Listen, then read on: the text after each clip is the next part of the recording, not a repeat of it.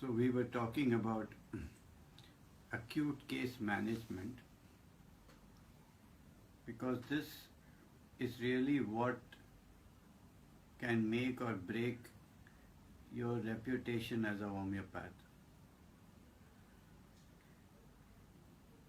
Patients come to us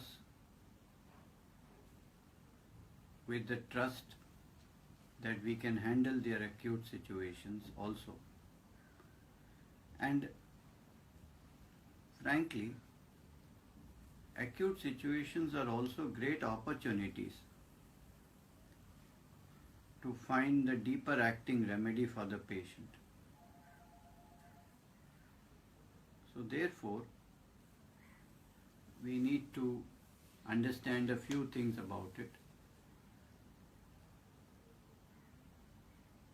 I will just summarize the main points.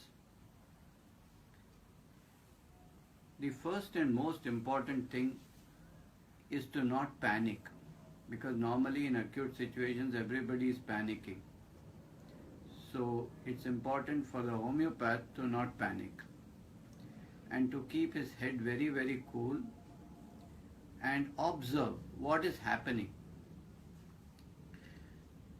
He has to observe if there is an exciting factor, how did it start, what is the current symptomatology, what is the current state of the patient, what are the current peculiarities, what happened in the days preceding the acute.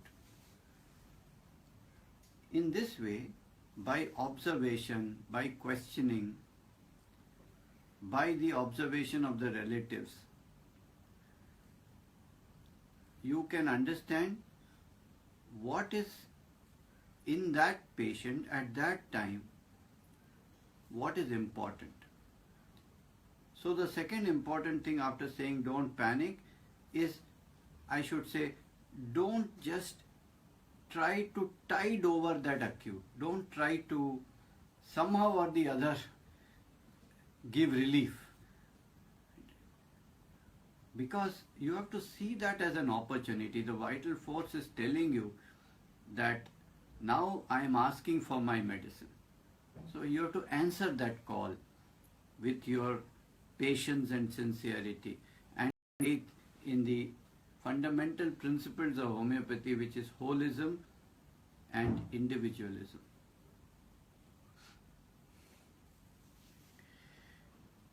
When you do that, then you will see there are some possibilities. One possibility is that when you go in the depth of what is peculiar in the acute situation, you find the same remedy which the patient needed anyway.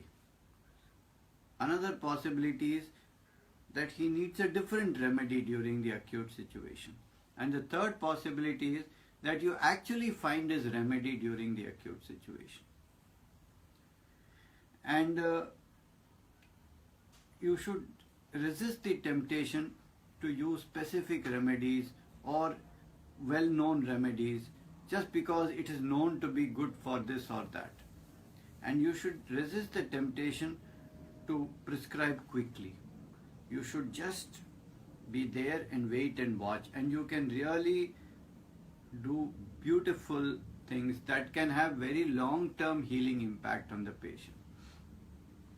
So as an illustration, I'll just tell you about a case which I saw many years ago. It was actually the son of my compounder, the man who makes the medicine. And he had two sons. One was, I think, about 6, one was about 8. And both of them developed fever at the same time. And what is interesting was that he first brought the younger guy to me, and I heard the history that this child went to school, he was rebuked by the teacher, he was scolded by the teacher, he developed some fear and panic kind of situation, he woke up at night shrieking, the next day he developed high temperature, and in this temperature also he was shouting and shrieking and wanting somebody close to him and holding on very tightly to somebody. So I gave him stramonium, and he did very well in 1 or 2 days, very good result. The fever, which was very high, came down, his infection subsided, and after like 3-4 days, the elder child was brought with fever.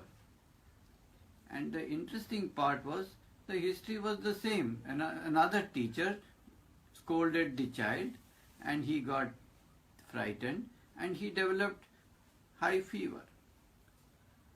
And I said, wow, this is so wonderful. I gave him stramonium too, and this boy just went from bad to worse and became very, very dull, very, very quiet. He would stop eating, stop drinking, became somewhat delirious at some point. His vitality was really, really low.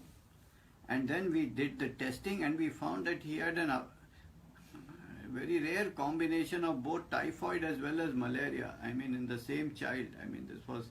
So we had to admit him in the hospital because he needed intravenous fluids. And this was the time when I felt really, you see, that quick fix, like applying the same what you saw in the earlier child to this child, it didn't work. Because obviously, this child's state demanded a completely different remedy. And we had to really understand what the state was asking for by going and observing very, very carefully. And together with another colleague, I went there and we sat in the hospital. He was admitted in the homeopathic hospital. We sat in the hospital for nearly 2 hours. And we saw the child was completely collapsed. He was weak. He couldn't even open his eyes, and he was not eating, not drinking, and he had high temperature. But he was not saying anything, and he was not asking for any company. This was the interesting difference between the earlier child and this one. He was not shrieking, he was not shouting, he was not active, he was completely dull and completely collapsed. So firstly, we knew we needed a remedy that has dullness and collapse. No reaction, like he was not reacting. Even with the fear, with the teacher, he was not reacting. Everything was internalized and simply his vitality was going down. Then we sat with the mother and with the aunt and with the grandmother. So what happened to this child after this teacher scolded? What was the prodrome of the fever? So he said, well, the child had a very interesting dream in which he saw that the walls of the house, the cupboards of the house was just coming towards him, and it was like going to, almost choke him like this. This is what he said, everything is coming to me, everything is coming, the walls are collapsing on me. And then he had another dream or a vision or a delirious state where he saw that there were 2 angels that were standing by the side of the bed, and they were fanning him using those pankha fans, like this, very, very hard. Very interesting. So now we had to find a remedy. The state was saying there is no reaction, there is dullness, there is collapse. And the delusion was that the walls were collapsing. And the other delusion was fanning, a lot of fanning. So when you now check the rubric, delusion, walls collapsing, you find carbo vegetabilis, which is a great remedy that desires fanning. And it's the main remedy you think of in dullness and collapse. So these things, elements came together, and we gave him carbo vegetabilis, 1 I think it was. And I think it was one of those really amazing quick results that I saw, that within the next 2 days, this boy actually got up and walked out of the hospital, recovered completely. I mean, people who saw him couldn't believe that this happened. So these kind of results are very, very possible. And also what happened with this boy was that he was normally a very dull child who didn't study properly, who wouldn't understand properly, who was always lethargic, weak, not very active. But after this fever and after the carbo veg, it's as if his whole constitution changed. And I'm really very happy to say that this boy grew up, studied very well. Now he's become an engineer, and he's doing amazingly beautifully. So this kind of patience and observation and going into the exciting factor, the prodrome, the peculiarities, the state, the overall state, the mental symptoms, the peculiar symptoms, the cravings, the aversions, all of this will give us a kind of a synergetic approach to the case. All these elements have to be taken into account to locate the remedy. And when you do that, you can see that the acute crisis is often the best thing to treat, because that's where the symptoms of the state are loudest and clearest. In a chronic condition, it's like little bit hidden, but in an acute, it's all out there. You know how the patient thinks, moves, walks, talks, eats, drinks. So I would conclude by saying that an acute situation is not one that you have to panic, or that you have to make a quick prescription, or that you have to somehow, save yourself from this or whatever it is, and somehow tide over. But it's a situation where if you are observant and if you are having faith in the fundamental principles of holism and individualism, you have to just be there, and the state will come to you. It will present itself to you very nicely, and when you treat, not only you get good results for that moment, but you find that the overall health of the patient in the long run can improve significantly. So I would say use this acute as a great opportunity. So we have few questions from the live audience. Yeah. One of the question is the importance to take allopathy medicine in emergency cases like myocardial infarct. Well,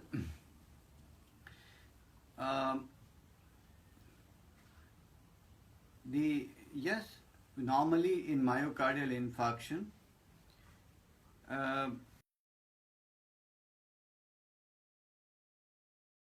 care unit, and you cannot stop them from taking allopathy.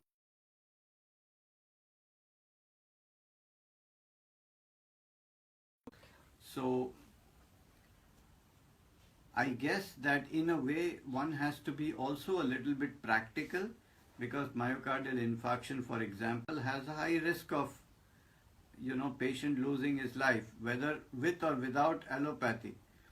They say the first 24 hours are crucial, you can lose your life. So in such a situation, if you want to be in a way not take any chances, you can go with that.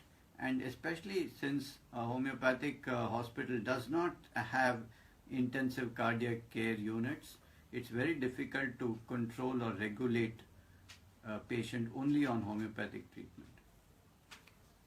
Thank you for your time, sir. To watch more videos from Dr. Sankaran, you can log on to hope.synergyhomeopathic.com. Thank you, sir.